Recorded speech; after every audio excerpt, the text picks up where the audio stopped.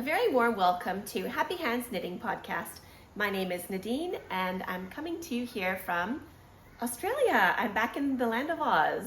So we just got back from Calgary, Alberta a couple days ago. Jet lag and all that, all good. Back to the humidity, all good. Away from the dryness. Yeah, very, very, very different, but we were so happy and lucky that we got to spend Christmas with my family and had a white Christmas. Okay, today I'm going to be talking to you a little bit about my trip to Canada, a finished object that I have, which was something I made for my daughter, and my work in progress, which is a sweater for myself. It's been a while since I've knit something for myself because I've been very busy making Christmas gifts, and some yarn purchases. I don't often have a big, a big haul of yarn, but I actually did go to Stash Lounge in Calgary and bought quite a bit there. And also Michael's. So stay tuned for that. And I'll just also talk to you a little bit about our trip to Banff, which I didn't talk about last time. I said I would save it. Just a little bit about our trip to Banff and Lake Louise. And surprisingly, it was a surprise to me as well, but actually a little bit of knitting content from that trip. Okay, so I'll start with what I'm wearing. Let me stand back here. My dog. This is my dog Bear. I don't know if you can see him.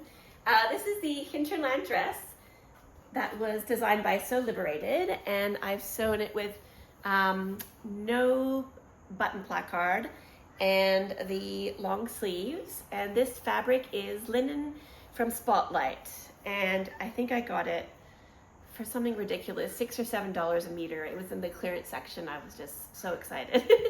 So yeah, it's not too hot today, considering, we're really lucky. It was not very cold in Calgary either, but yeah, I think it's 22 degrees today, so I've actually got some sleeves on. And yeah, a bit unusual, but it's a bit kind of overcasty and stormy at the moment here. But yeah, so back to our trip. So we were in Calgary, staying with my mom for 3 weeks. And when we first arrived there, it wasn't super snowy. It had snowed and the snow kind of stayed, but it wasn't very snowy, I would say.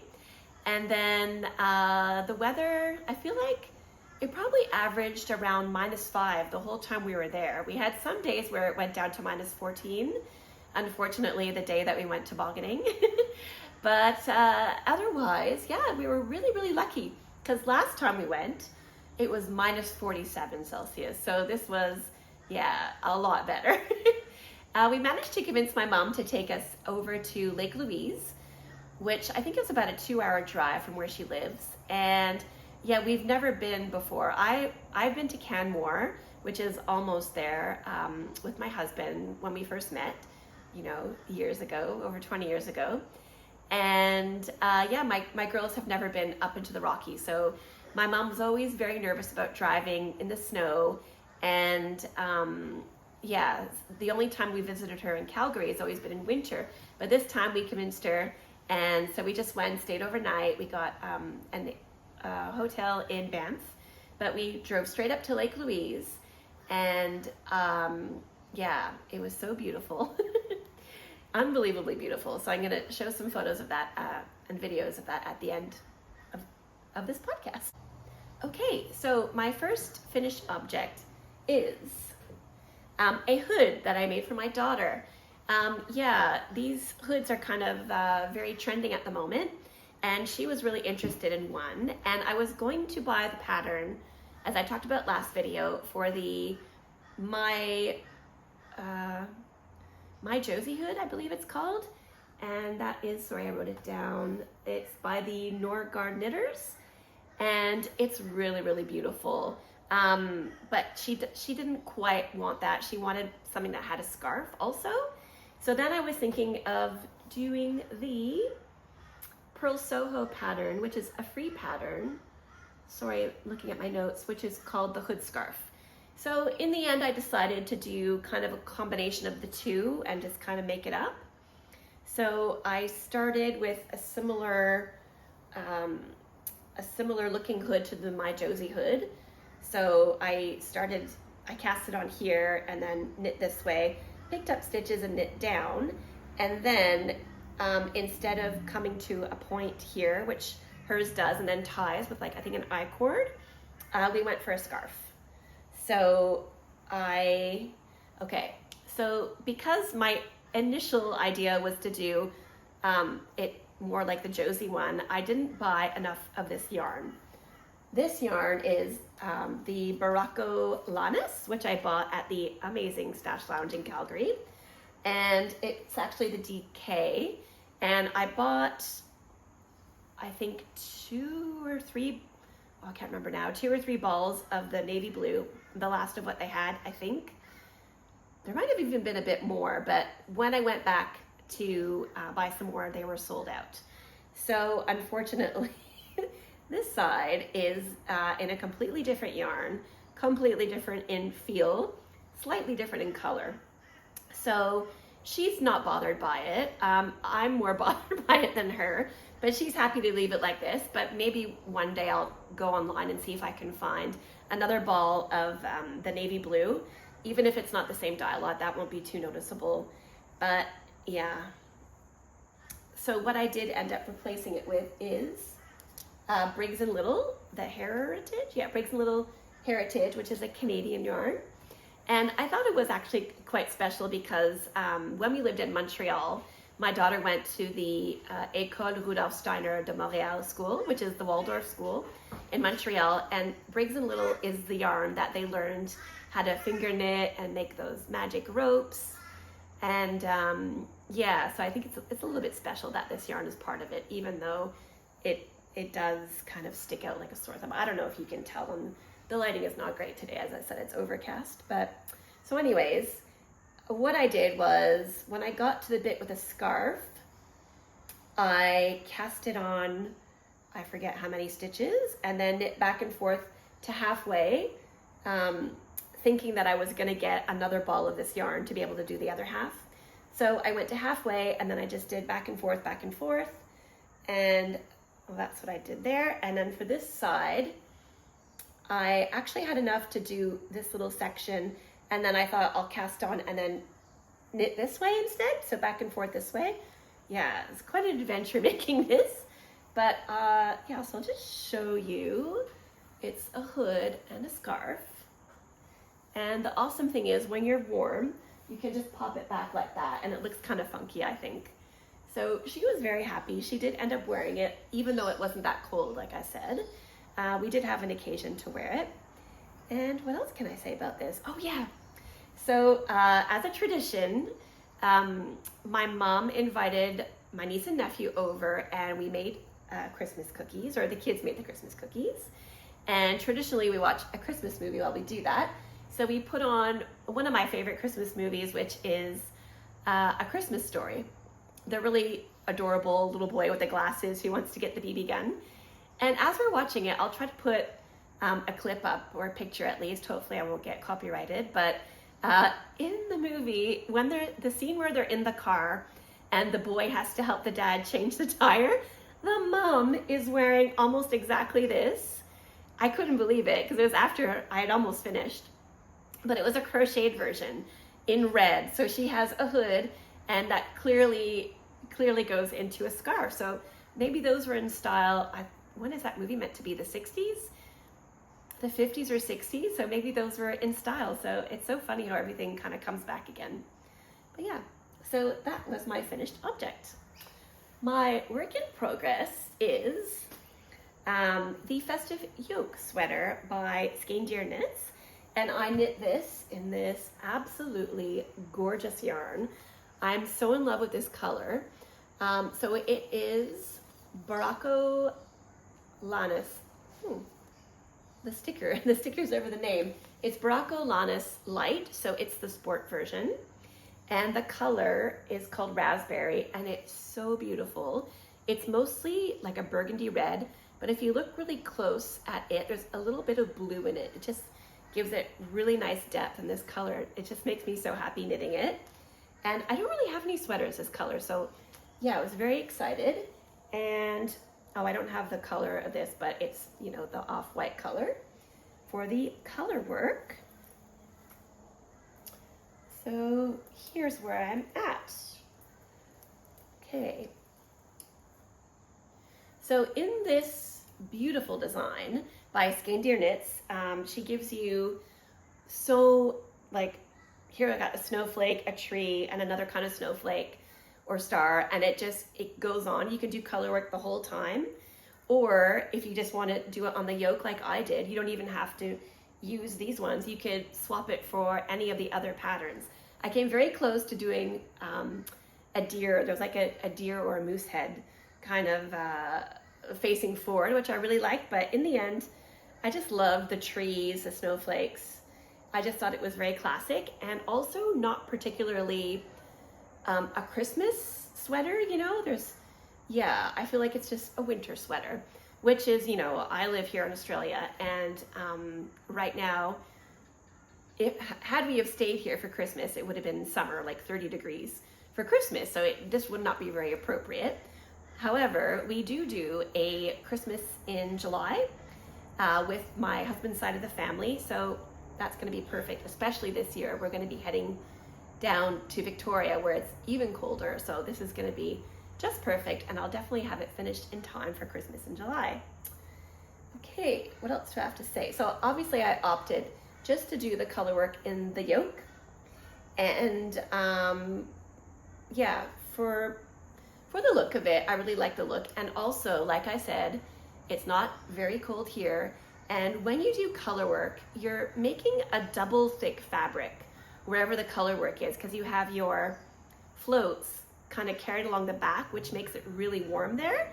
So this is where you really want your warmth to be, covering your chest, you know, your lungs and your shoulders. So I didn't really feel it was necessary to have extra warmth all the way down my sleeves and my stomach. So that's one reason the other reason I chose to do it this way. Oh yeah, I added, this wasn't in the pattern. I think I'd seen some other people had done this. I added a repeat of the little tiny snowflakes, if that's what they are, down the bottom before I'm gonna do the ribbing, and I'll do the same on the sleeve before I do the cuff. And I think I might have cropped it a little bit shorter than the pattern called for. I tried it on and I was happy with how it felt, and I held it up to another one of my color work sweaters, and I thought, yeah, that's gonna be perfect. Okay, oh yeah, I wanted to talk a little bit about color work knitting.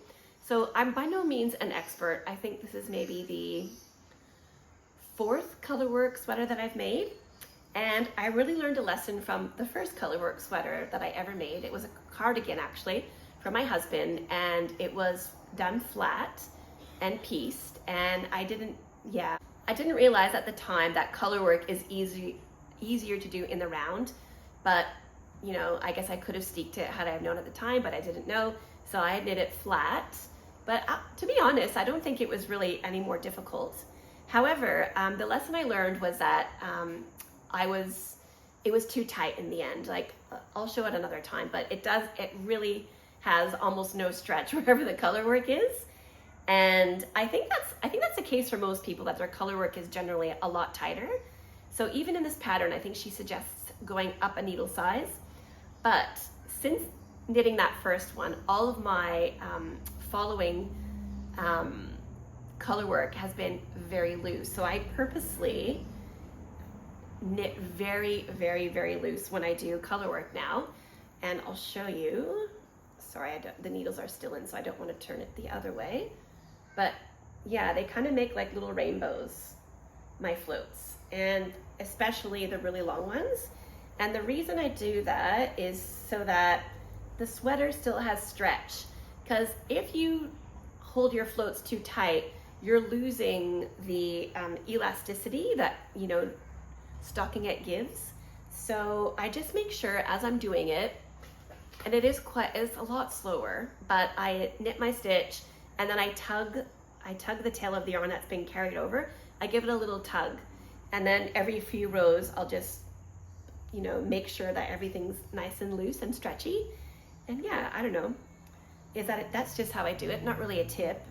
If you wanted to try that, by all means, let me know how you think that works for you. But yeah, that's how I do color work. So yeah, that's all I have to say. This yarn is non-superwash, 100% wool.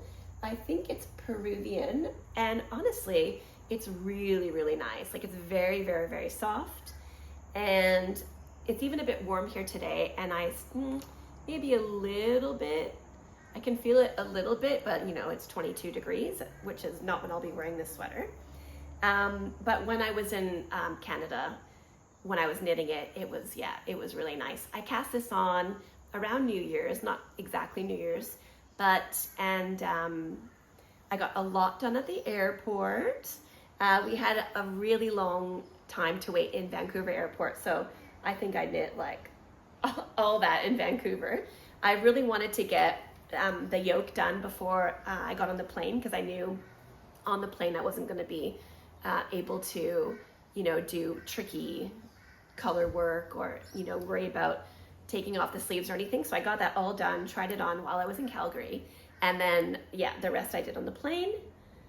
And yeah, the plane, so we flew from Calgary to Vancouver. That was about an hour and a half, but with, you know, taxiing on the runway and all that, I did get a fair bit done. Then I did more in the airport, but on the flight to Australia, they have, sorry, my dog's trying to get through. They have the lights off and the cabin dark the entire flight, because I guess some people want to sleep at the beginning, some people want to sleep at the end. The flight leaves at midnight-ish, and so yeah, it's just dark the whole time, so not really conducive to knitting. And you know, you don't want to be, you know, that person that puts their light on and makes the whole cabin bright. So yeah, there we go. That is my work in progress. And did I mention I bought that at Stash in Calgary, which was an amazing store. Maybe next week I'll show a little video, a little tour of the store, because I've got a lot of videos to share today, and I don't want to, yeah, make this video too long. Okay. So speaking of Stash, I'll just go ahead and show all the yarn that I bought there. So this was for my festive yoke. I think I bought 3 balls of the red and 1 ball of the white. This is more than enough. I did not even use half. I weighed it. I think I still have 60 grams left. So that was great. And this yarn is very reasonable. I think it's $15.50 per ball. So it was really, really, yeah, economical, I thought. And I bought also the blue in the DK and yellow in DK. This was obviously for my daughter's hood, and this was for my other daughter's balaclava. If you want to have a laugh, watch last week's video, or the last video that I posted, where I try on the balaclava, and it's very funny. So this was the Briggs & Little that I bought to finish up the hood, just in a blue color. Very, very, very rustic. Yeah, very rustic. But I do love it. And so I bought a sweater's quantity, and I was just having a little bit of fun. So I balled one up so I can see what it would look like in a swatch. And this color, so again, it's the Heritage, which is, okay, let's see. Even though it says 2-ply, this is not an Australian 2-ply. 2-ply would be lace weight, but it says 2-ply, 215 yards, or 196 meters per 100 grams. So yeah, it's like, I guess, a worsted, but a thicker worsted. What's the needle size I recommend for it? Hold on. 5mm needle. So my plan for that is I always buy yarn when I have a plan. I seldom buy yarn just to buy it, but it does happen sometimes. My plan is to knit the Asinia cardigan by the amazing, oh my gosh, Anna. I forgot to write it down. Oh no, I didn't. Did I? I did, I forgot to write it down. I'll put her name up there. She is also a YouTuber and a designer, and she, like, I think her most famous cardigan is the Rhoda cardigan. And yeah, she has this new design, and I just think it's so beautiful. It also looks like it's knit up in a very rustic yarn. Yeah, so this yarn is definitely rustic. It's actually Canadian yarn, which is like pretty cool. It's very sheepy. It does have vegetable matter in it. And in the ball, yeah, it's very squishy, but it's not very lofty, I guess. And like I said, it's 2 ply, so I guess each ply is quite thick. Yeah, I used to, when I made Waldorf dolls, I used to knit all their cardigans in this wool. Okay, so that was it for Stash Lounge. I was tempted to get a lot more, but I held back. And my eldest daughter was very sneaky, and after I had checked out, she snuck over to the cash and she bought me some stitch markers, which I will show you. I was very surprised and happy. They are, here they are, these gorgeous little mushrooms. Progress keeper stitch markers, they can be used for both. So hold on. I hope you can see them. I don't know. They're so cute, little toadstools. Oh. Yeah, they're gorgeous, and they did come in handy. I did use them when I was knitting my sweater. Okay, so the other yarn store, there was actually one I went to last time that has since closed, unfortunately. And then I did see there was one called the Little Bow, I think Little Bow yarn store, that I wanted to go to, but they were closed for the entire time that I was there for Christmas holidays, I guess. So that was very disappointing because I really wanted to go there. They had some yarn that I was really curious and interested in looking at, but unfortunately they were closed. There was another store, but I think it just ended up being a little bit too far.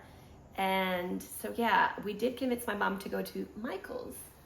So we don't have Michael's here in Australia. Michael's, if you don't know, is like a giant craft store, big box craft store. So most of their yarn is, not surprisingly, acrylic, but they do have a yarn that's, you know, quite sought after, and that is Patton's Croy. So I did manage to snag some. They were pretty limited in the colors that they had. I really wanted a self-striping. So I found, oh gosh, I don't know if you can see that color, but I found this color combo, which I really love. It's a bit of a cranberry red, a bit darker than that one. There's a little bit of like a purpley red, a black, and then this really kind of bright pinky color. And I think those are gonna be amazing.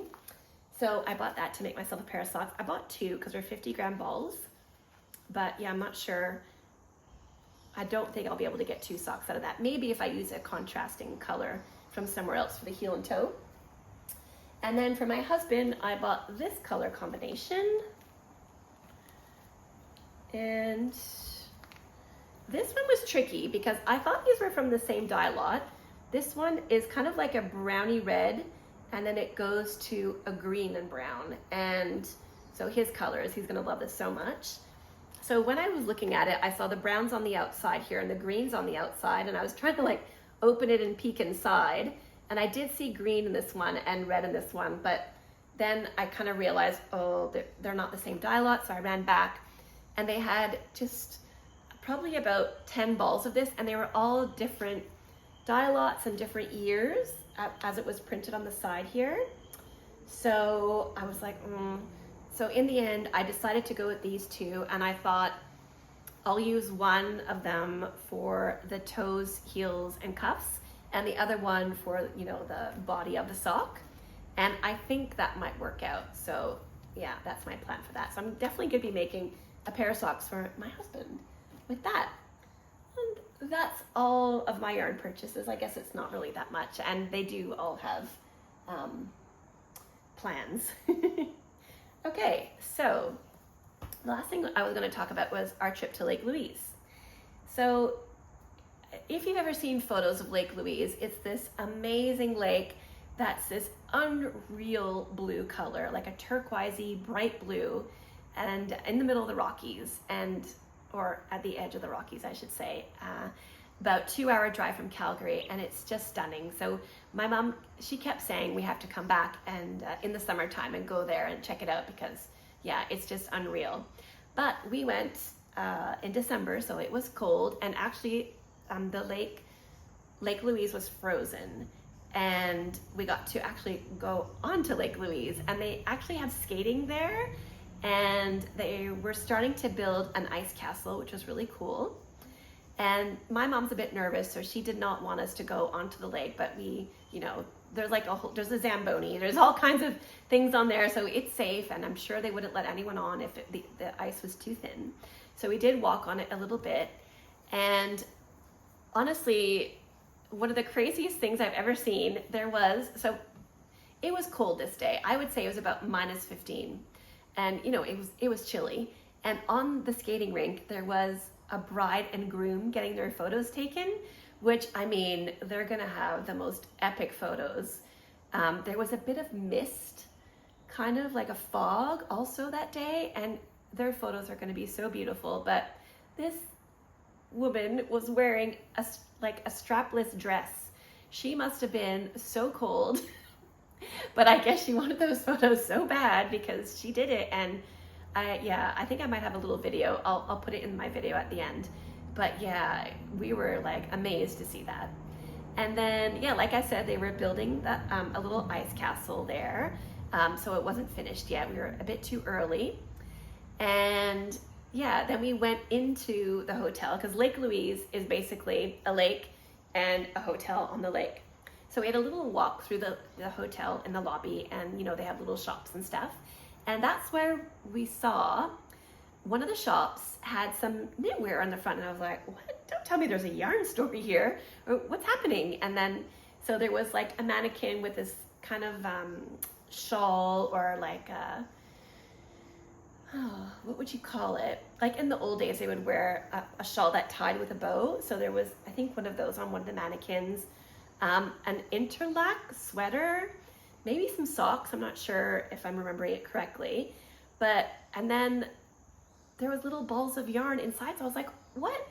So it was not just, it wasn't a yarn store, but they had yarn. So basically, I could look it up, because I believe this is in Inuktitut, which is, in Canada. So the animal is called the muskox. This yarn comes from this animal called the muskox, and the yarn is called kiviuk. So I had never heard of it before. And so it's an animal from the Canadian Arctic, and I think they thought it was a buffalo, but then they realized it's not related to the buffalo, it's its own animal. And it has apparently what do they say? I looked it up a little bit. The softest, lightest, and strongest yarn. So they had these little toys of it that had, I don't know if it must, I guess, dyed, like a stuffed animal that had the real wool of the animal on it. I guess dyed because there was like pink and stuff, but you feel it, and it is honestly so soft. And obviously this yarn is extremely warm, because these animals are living in the Canadian Arctic. So yeah, however, I was quite shocked, because the balls of yarn were, I guess, this big, probably 25 grams. And so they had the yarn of this animal mixed with silk, mixed with cashmere, and then the percentages started low and then went all the way up to 100%. And I think the yarn that was 100% of the wool from this animal was $150 for 25 grams. So absolutely, unaffordable for me. So I just had a fun time looking at it and petting it, and it was, in fact, super, super soft and lovely. So yeah, that was very surprising, but yeah, I was very pleased to see that. And I took a little video of, they had a video playing up in the other part of the hotel. that just shows the animals. So I'll put that at the end of my video too, so you can have a look at that, see what it looks like. It's really cool. Okay, and anything else? I was wearing a hat that I had made for my mom out of, I think it's the Bonjour High hat. I forgot that I had already knitted that hat.